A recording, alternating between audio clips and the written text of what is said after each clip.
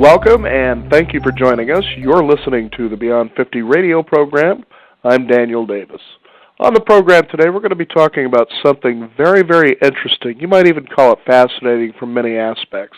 As many of us begin to reach our midlife thinking that we just about have life under control and we're going to just throw our lives to the winds and see where it takes us to the next horizon, we realize that all of our responsibilities may not just be over with just like we thought we would be, having our independence and the like.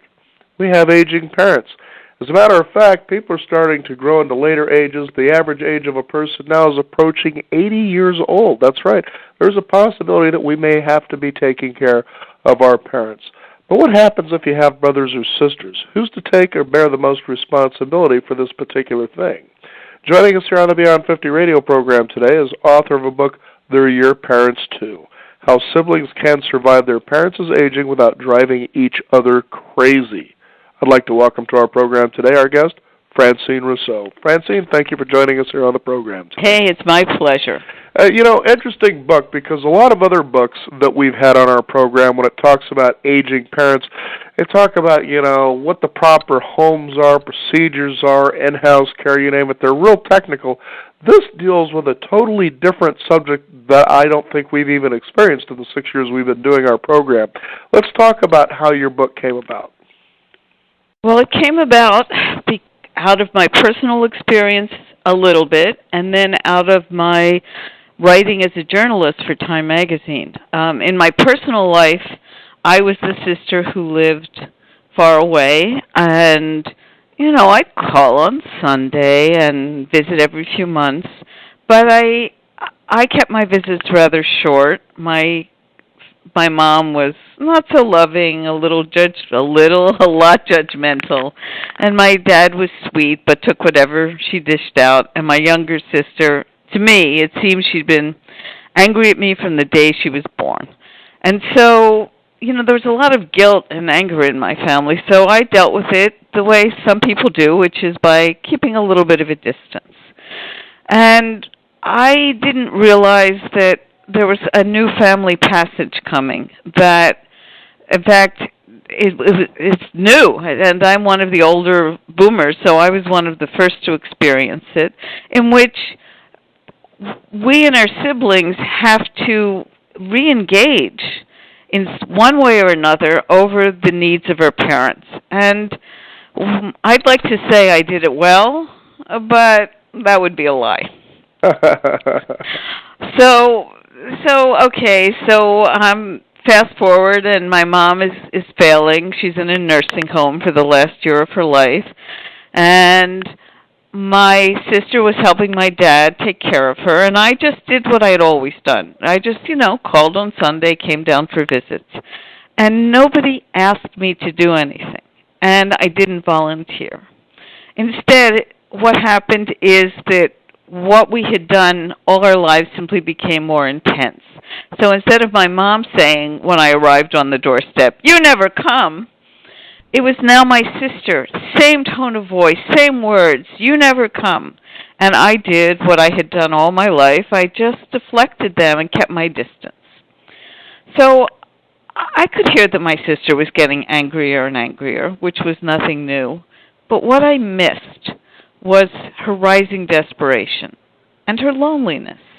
And it wasn't until my mom's funeral that I saw my dad and my sister clinging to each other, holding each other up and sobbing. And I finally got it. What an ordeal they had been through without really any support from me. And I was terribly ashamed. And I kept trying to figure out, how had I gotten this so wrong? Because, honest, I'm not a terrible person. Right. And so, at the same time, I saw, as a writer for Time magazine covering the Boomer Beat, there were so many other siblings having similar fights and conflicts and tension, and I realized it was way bigger. It was way bigger than what was happening in my family. It was a new kind of family passage, and I went looking as a journalist, as a researcher, for ways to understand it better and explain to myself and then later to everyone what it was that was happening. You know, one thing I can guarantee for the listeners out there as you read this, that it's going to actually elicit some really fascinating conversations. What you certainly talk about, especially coming straightforward right out of the book, is the fact that we're all born into this world thinking that, especially if we have brothers or sisters, depending on how many there is in the family, that we're all treated equally, but when in fact that's not really the case. One's favored over the other, one's kind of got more slack than the other one, one tends to be harshed or punished a little bit more than the other. And so as we grow, we're also set with a particular set of beliefs from our parents and what we gain through society as well. You can see when it would come time to the possibility of having to care for an aging parent, that things just won't work out the way we tend to think they will. Yes, I can tell you've read chapter 5, which I call "We Weren't Your Norman Rockwell Family." Right. Yes. What happens for the first time in history? We siblings have to deal with each other, not just for a weekend over the holidays, like one of those comedies that come out at Christmas. Everybody acting the way we did when we were 10. You know the movies I'm talking about. Mm-hmm. But now we may have to deal with each other over really important stuff for maybe as long as 10 years.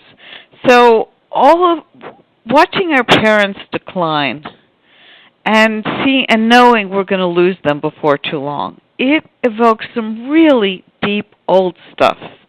Time's running out, and if there's ever anything we needed from our parents, like to be loved a certain way, to be thought of as important as your sister or your brother, to be just validated as a person that you're okay, well, time's running out. And so without these needs are awakened, and we feel a lot of intense stuff, and we don't actually always understand what it is we're feeling. But let's say you and your sister are having a conversation about is your mom still safe at home, or should she move into a senior residence? And you find that the conversation becomes an argument. And you find the argument, the temperature goes way up. And instead of just and you're thinking, my sister doesn't care about mom. She doesn't care if she falls on the steps and dies. And it gets explosive. Well, that's a clue. It's a clue that you need to step back, because you're not arguing about where mom should live, or not only about that. You're arguing about which one of us will be most important to her now, which of us understands her best, and which of us will be most loved. And that goes back to the favoritism issues which happen in so many families, because what happens during this time, whether we realize it or not, is the revival of that sibling rivalry that happened when we were kids. Mm-hmm. Now, tell us what steps we could take to be able to sort of ease this conflict. I know that you gave an interesting story about a brother and a sister in there, where the sister just felt she was giving her whole life away to take care of her father, and the brother just seemed, and at least according to her perception, indifferent. But she seemed to be able to figure out, oh, wait a minute, I'm kind of looking at this through my own set of beliefs and filters, when in fact I don't mind surrendering this much of my life to my father because of time she felt she had wasted. So she began to see things differently. So let's talk about that. Well, you're talking about somebody in the book whom I call Lori. I tell the stories of many families in the book, and my readers are telling me that when they read these stories, a light goes on, and they say, "Oh, I think I may be a little bit like Lori, or maybe my brother's feeling, feeling the way Lori's brother Jimmy feels."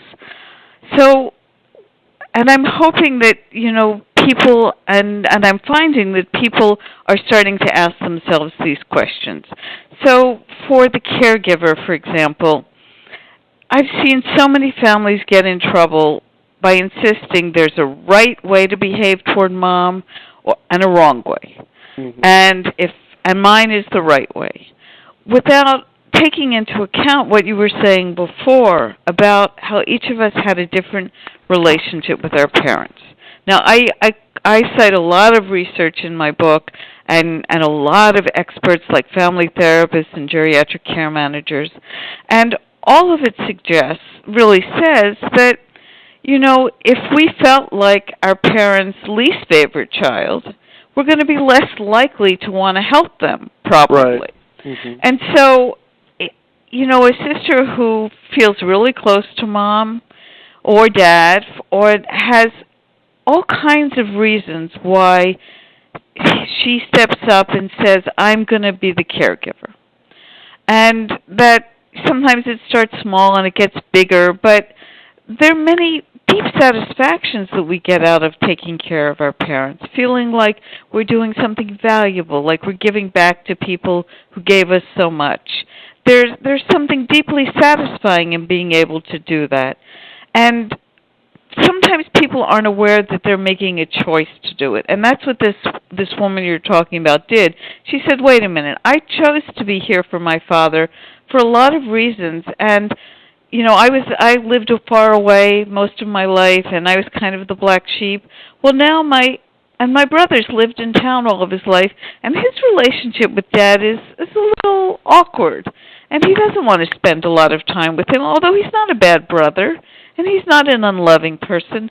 And when she stopped yelling at him and demanding that he do certain things that he had not volunteered to do, he actually began being more helpful.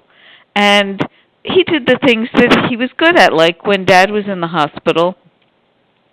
Lori was very upset. There was a really bad nurse. And Jimmy, well, he was good at calling the right people and getting that nurse changed and fixing problems. He was good at that, and she realized, she said, don't ask him to go to the bedside of a sick person. He's not good with the touchy-feely stuff, but he wants to be helpful in his way, and he does care about me and Dad in his way.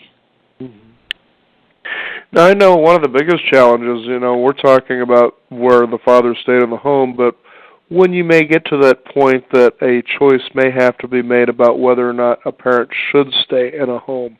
And there's been some heated debates, as you were talking about in your book, about that.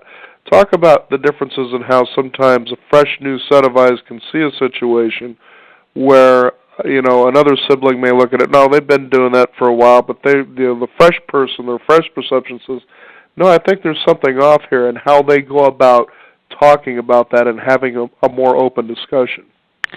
Well, I'm glad you brought that up, because in They're Your Parents Too, I show people how families work well at this. So, for example, what caregivers need most is to feel supported. They do a really, really hard job. And so many of them have said, I feel abandoned by my siblings. It feels so lonely. And I work so hard at it. And really what I want is appreciation and support. And, my siblings are criticizing me. Well, so I say that, the person who's there most of the time generally has a lot more information and has been in touch with the doctors and, knows more. However, sometimes, if you've been out of town and you haven't seen mom or dad for 6 months or even a year, you can see big changes that your sister who's there every day may not see. Mm-hmm. The important thing is not to attack or criticize what she's doing, but to, one, show appreciation, and two, very carefully suggest that, maybe Dad's color is off, or he's gotten awfully thin since I last saw him. Maybe we should go to a specialist. The other thing that families can do is, and I think this, you talk about a fresh set of eyes, what can be really helpful is an objective set of eyes from outside the family, especially if that person's a professional. And whenever there are sibling tensions or a dispute about how mom or dad is doing, I suggest that you get somebody in to do an evaluation. It might be a geriatric care manager that you hire, or a social worker that you find from your local area agency on aging. Or if there's a little dementia, maybe the Alzheimer's Association. and get that objective person in there. They can do so much to make it about the facts, and about what mom or dad needs, not what each one of us is needing, because let's face it, we have needs too, a lot of emotional needs, which I help people understand in the stories I tell in their Your Parents Too. Now, here's the one of the things. I mean, you got extreme examples, and then you got what seem to be, in comparison, relatively easy examples. This day and age, when you have to deal with an aging parent and disease, especially a debilitating one, for instance, there's Alzheimer's, dementia's a big one. This could be a situation where one family member or one sibling seems to be overwhelmed and just looking for help, and the other ones just may or may not want to provide that. How do they begin to open up communication in such a way to say, these are some needs that need to be met? It's sort of like having to sit down and have a discussion about what each other's roles are.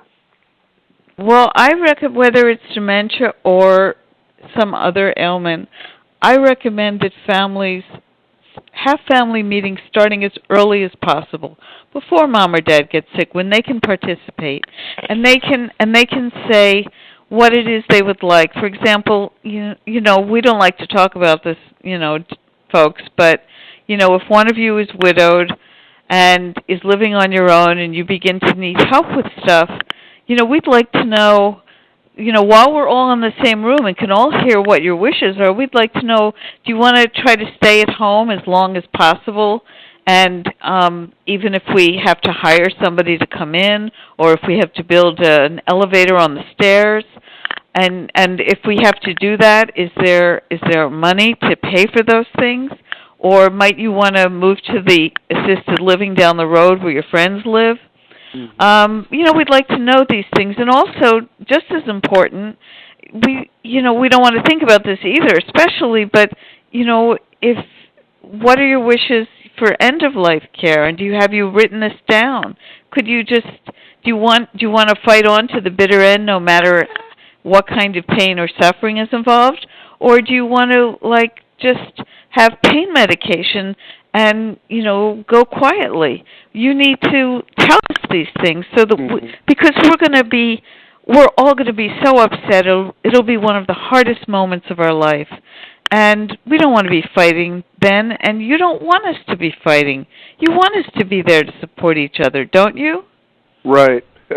Well, that's just it. You think about how it is, too, that sometimes we just don't believe we're going to be in that situation, or we don't believe it's going to happen to us, so those conversations never happen. And so when it does begin to happen, it seems that there's a tremendous amount of guilt and regret that's going on instead of focus and attention on what needs to be done. And you kind of wonder, how did we get ourselves into this? Well, right. It's just all too easy to be focusing on what we need. One of the experts I talked to said, we don't realize it, we're not conscious of it, but when we see our parents on the way out, we become like needy children again, each trying to get what we need. Mm-hmm. And that's normal, it's natural, but if we realize what's happening, we can begin to be more adult and say, wait a minute, this is what I need, but this isn't about me or my sister or my brother. This is about what mom and dad need at one of the hardest times in their life. So let's try to focus on that. Now, one of the situations, too, is you were talking about in your book, and this can be an interesting dynamic in and of itself, is, let's say, the difference. For a good example, for instance, is you have an aging parent, and perhaps the choice has come to the point where they need to go to a care facility, a home, if you will, and you have siblings of different income levels, and let's say and this happens, is that mom and dad maybe just didn't save all the money they needed to, so when a situation like this arises, that it's cared for, Taking a look at that creates a dynamic all by itself when it comes to income levels of brothers and sisters. Well, yes, money can be a very explosive topic in families. Without a doubt. Look at how explosive it is when you're not in that situation. Right, right. And so and it may have been taboo in your family to talk about money. For example, did your mom and dad tell you how much your dad made or your mom made, and or how much their rent was, or their mortgage? They may not have. A lot of people in their generation were very private about money, and so there may be a taboo about talking about it in a realistic way. So a good way to begin a discussion is to just talk about the taboo and how remember we really weren't allowed to talk about this, and why do you think that was? And maybe it would have been better if we were clued in a little more.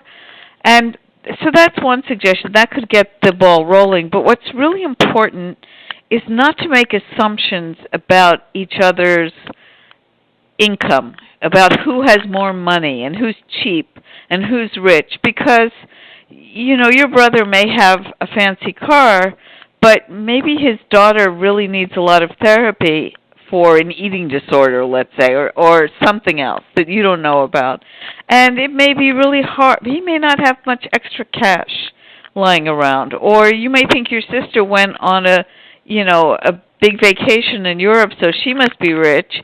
But maybe she did one of these like home exchanges where it didn't cost her anything and used her frequent flyer miles. So it's important not to make assumptions and not to be critical, and just keep it as factual as possible. Just say, okay, here are a list of the expenses. What can each one of us contribute, and can we make this work? Mm-hmm. And not call people names and a cheapskate, or, you're so rich, why can't you do this? But, really try to work it out with the dollars and cents. And that's where I say, if you can't come to an agreement, to get an outside party involved to keep it as factual as possible. Mm-hmm. Now, here's an interesting dynamic, too, that sometimes, we're making a relative assumption here that these are families, they, had children together, the children grew up, they got out of the house. But you have the dynamic of stepfamilies, and as a matter of fact, as I was talking over with my wife about this book, is that I grew up in a stepfamily relationship where my stepfather has 3 children. And she brought up the fact, what happens if he dies and he has a particular way that he wanted to allocate whatever it was to his children, that his 3 biological children step in and they start going crazy saying, wait a minute, we're really his kids and the like. And I thought to myself, that's a very interesting question, but, in a day and an age where 1 out of 2 marriages end in divorce, we see a tremendous level of step-family relationships. So if you think the biological family dynamic is rough, thinking about how to deal with that one almost seems daunting. Well, you bring up a very good point. There are many step-families, but that in itself does not mean that the family will be in conflict, because some step-families really get along very well, and it depends, like a lot of this stuff depends on how well the parents have led the family, whether they've, the favoritism, severe favoritism does not occur in all families. And it also depends on whether the blended family has been blended for a long time and become one family, or whether, his children and her children remain separate.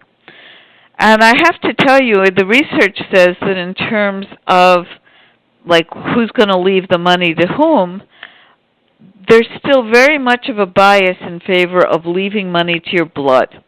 Mm-hmm. And it's only when the step-parent has raised the children from the time they're very, very small and feels like these are my children too, even if they're not my biological children, it's only then that they tend to get cut in for the same amount.